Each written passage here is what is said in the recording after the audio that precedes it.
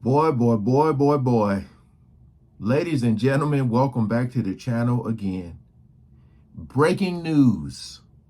All right.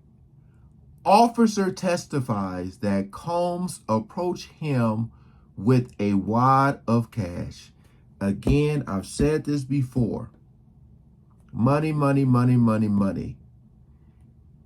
Now look, I don't know if the man took it.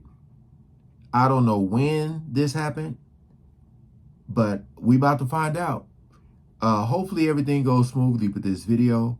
But look, so this person is testifying right now, I guess, or whenever this took place. This video is from 2 hours ago.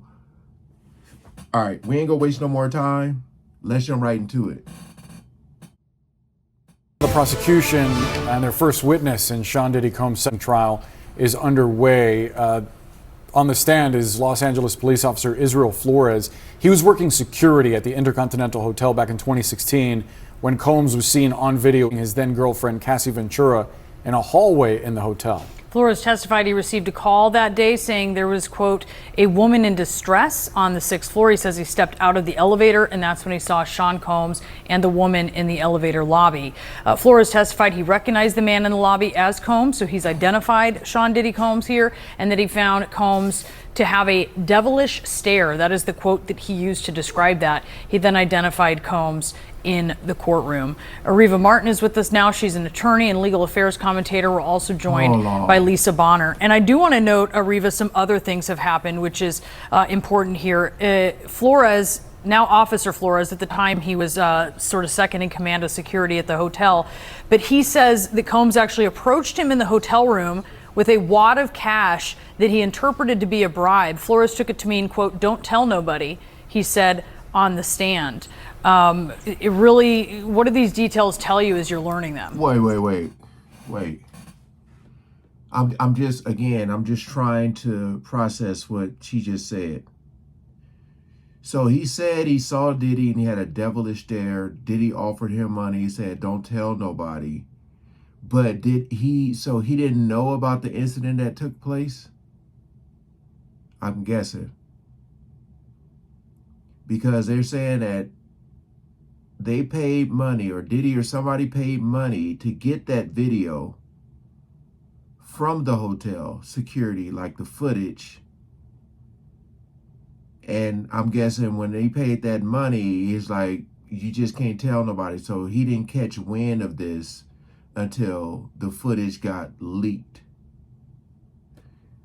Okay, I think that's what I'm gathering. I hope that's what I'm gathering, because I'm like, when he offered you a wad of cash and he said, don't tell nobody, it's like, don't tell nobody what? Like it says, which he refused, but what are you not telling? What did you see? Because that was 2016.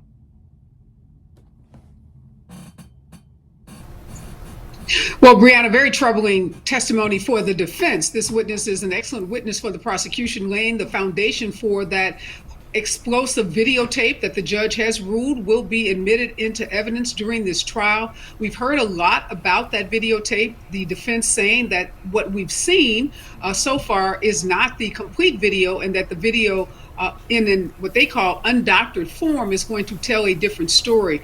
It's just crazy when you're trying to downplay that as if that isn't bad. Like the video is bad enough and you're trying to downplay that. That's so crazy to me, man. And I feel like most people who are saying what they're saying in comment sections are just trolling. But again, let it be someone you love, especially a woman in your life, your mama, your sister, your auntie, whoever. Let that have been Cassie in that situation. Y'all, yeah. But I'm not certain that defense is going to work, because when you look at the totality of the evidence that the prosecution has mounted, it is very disturbing. Yeah. Lisa, I want to ask you about some of the other things that have come from Flores' testimony. Notably, he said that as he was escorting Combs and Cassie back to their room, he heard Combs tell her, "You're not going to leave." And that plays into the idea that she was there essentially against her will. But he also, Flores, apparently has told the jury that he asked Cassie multiple times, repeatedly, if she wanted him to call police. And he said that she simply wanted to leave the premises. Apparently, when he did, he says that she left with a black eye, so marks on her face, but refusing to call the police. I wonder what you make of that. Wait, okay, so he's security. He's not a cop at that time.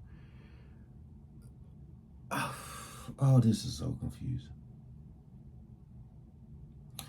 And see, I'm thinking Cassie wants to leave because maybe if they call the cops, she don't know what cops could probably be paid off.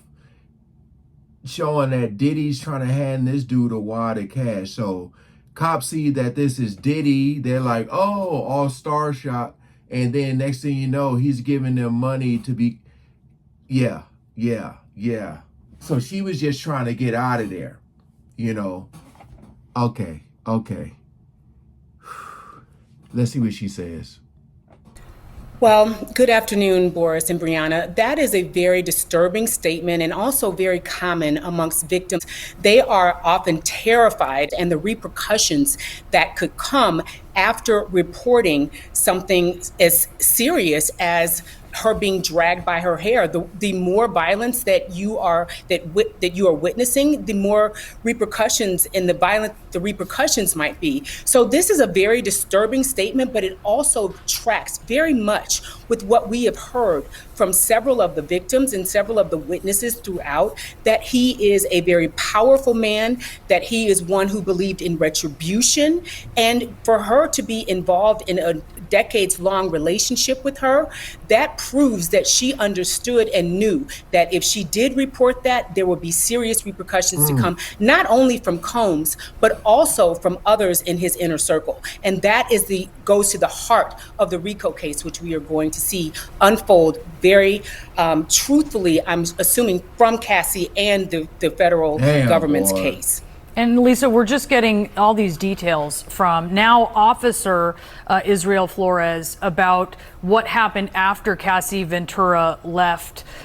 He said after that he went back to Combs's room with another guard, so another security guard, to reiterate the hotel policy. He said Combs stepped into the hall, that he closed the hotel room door behind him, and at one point Combs grabbed the other security guard's phone and accused him of recording the conversation, that Flores pinned Combs to the wall and told him to let go of the phone.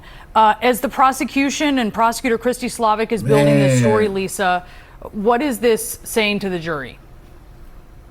This is again saying that he is a very powerful man with a very bad temper, one who used violence to coerce people into bending to his will. And this tracks with the entire prosecution's narrative that he was violent towards his victims. He used false imprisonment, and they have not only the fact of these testimonies, but you're going to see this repeatedly throughout, not only through testimony, but through tapes, through other eyewitness testimony. So I believe that they are trying to establish a pattern of not only abuse, but violence in order to get people to bend to his will.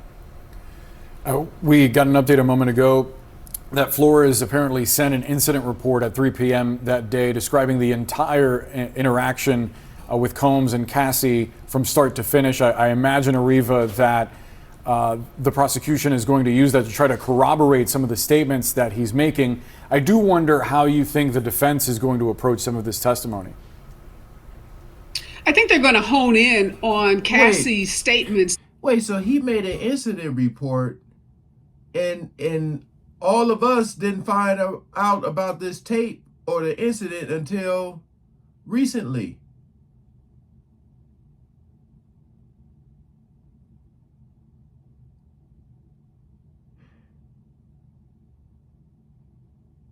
Is it because she didn't file charges or what? Boy, I told y'all this is gonna be crazy. I said it. Oh my god, it's even crazier than I thought.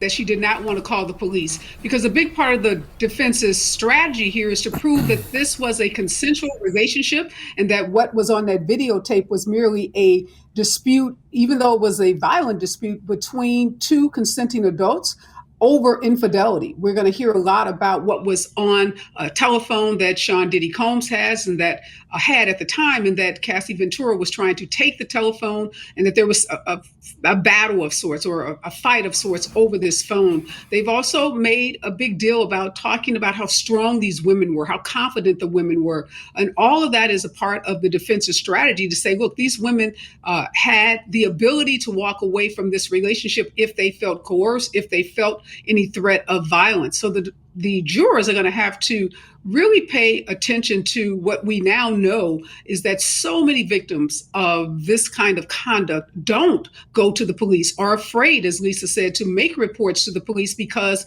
fear of retribution and fear of more violence. But I think the defense is really going to try to hone in on Cassie's unwillingness to step forward and make a police report or call the police at the time.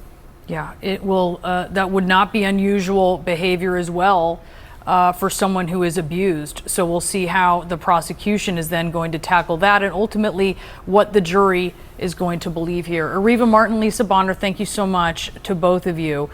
In the defense's opening statement, they described Combs as a, quote, complicated man, adding, quote, this case is about love, jealousy, infidelity, and money, and that this case is about voluntary adult choice. Yeah, man. It is just hearing that right there with a new person coming in and telling that story again. That's speaking to his character.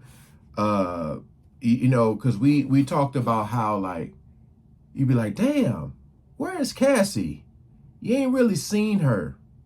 You know what I mean? Like, you don't really see her out. You don't see nothing. And if you do, she got on these big old glasses. And then, you know, she had said that, you know, the stuff that he did to her. And now the cop is saying he saw her eye as well. So it's like, it is getting bad really fast for Diddy. Like, yeah, I'm looking at some of the comments here. And people are like, he should have took the plea deal. Yeah. Sheesh, man. Because this is bad. Because it's like you have a witness there who's in law enforcement who didn't take the money. I'm just wondering, how many times did Diddy say to these alleged victims, like, you can't go call the cops either because I got them in my back pocket. Just stuff like that. So they don't know who they can trust or turn to. This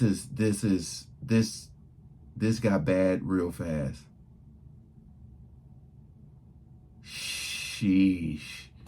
Like, I didn't know it was going to happen this fast.